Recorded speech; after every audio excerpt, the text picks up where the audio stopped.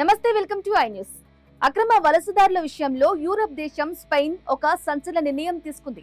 దేశంలో ఉన్న 5 లక్షల మందికి పైగా అక్రమ వలసదారులకు చట్టబద్ధమైన హోదా కల్పిస్తూ ప్రధాని పెడ్రో శాంచెజ్ సర్కార్ రాయల్ డిక్రీని ఆమోదించింది. ఈ కీలక నిర్ణయం వెనుక ఉన్న అసలు మాస్టర్ ప్లాన్ ఏంటి?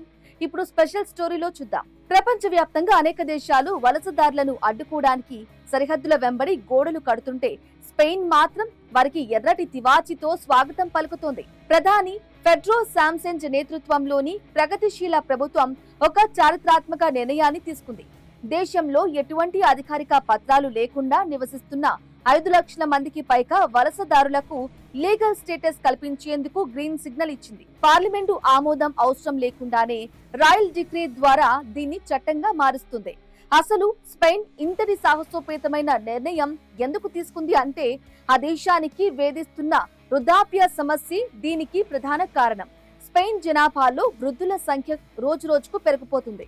యువత శాతం తగ్గిపోతూ ఉండటంతో దేశ ఆర్థిక వ్యవస్థ కుంటుపడే ప్రమాదం ఏర్పడింది. అందుకే వలసదారులను ఒక భారంలా కాకుండా దేశాన్ని నడిపించే ఒక ఆర్థిక వనరుగా మార్చుకోవాలని ప్రధాని శాంచెజ్ భావిస్తున్నారు. పబ్లిక్ సర్వీసెస్ సక్రమంగా నడవాలన్నా, కంపెనీల్లో పని చేయడానికి లేబర్ ఫోర్స్ కావాలన్నా ఈ వలసదారుల అవసరం ఎంతో ఉందని ఆయన బలంగా వాదిస్తున్నారు. ఈ నిర్ణయం వల్ల 5 లక్షల మందికి పైగా వలసదారుల జీవితాలు ఒక్కసారిగా మారిపోనున్నాయి. అయితే ఈ సువర్ణ అవకాశాన్ని అందరూ పొందలేరు. దీనికి కొన్ని కఠినమైన నిబంధనలు ఉన్నాయి. జనవరి 1, 2026 కంటే ముందు కనీసం 5 నెలల నుండి స్పెయిన్లో నివసిస్తున్నట్లు పక్కా ఆధారాలు చూపించాల్సి ఉంటుంది.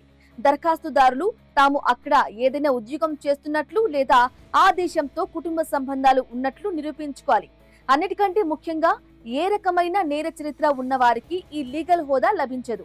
అర్హత సాధించిన వారికి మొదట ఏడాది పాటు నివాసం, పని అనుమతులు ఇస్తారు. ఇక ఆ తర్వాత వారు క్రమంగా స్పెయిన్ సిటిజన్లుగా మారేందుకు అవకాశం ఉంటుంది.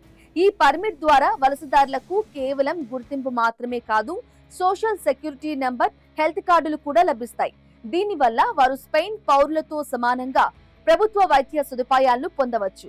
ఈ వార్త తెలియగానే స్పెయిన్లోని వలసదారుల కమ్యూనిటీలో పండగ వాతావరణం నెలకొంది.